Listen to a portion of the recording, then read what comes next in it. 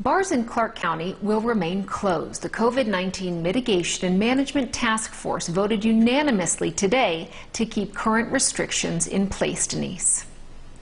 So that means bars, pubs, taverns, breweries, distilleries, and wineries that don't serve food cannot welcome guests back just yet, as well as no service at bar tops. 8 News Now reporter Kristen Drummond has the latest. It's tough. I mean, there's a lot of people that are out of work. Jonathan Fine owns a few bars in town, including The Mint, a business forced to close for a second time last month following a directive by Governor Steve Sisolak. It's a confusing time.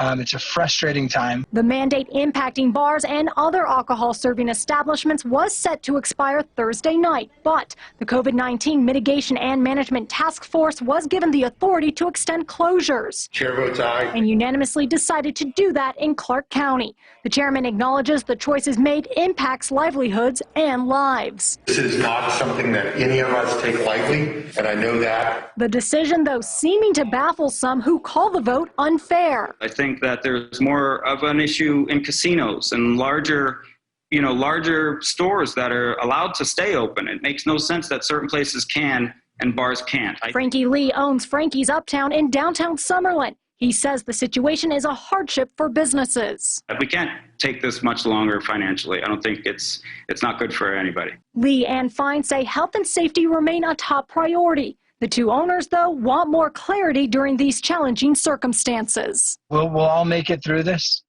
It's a matter of what kind of a toll does this take on our community. The task force may address the closures in Clark County again in a couple of weeks. In the newsroom, Kristen Drummond, 8 News Now.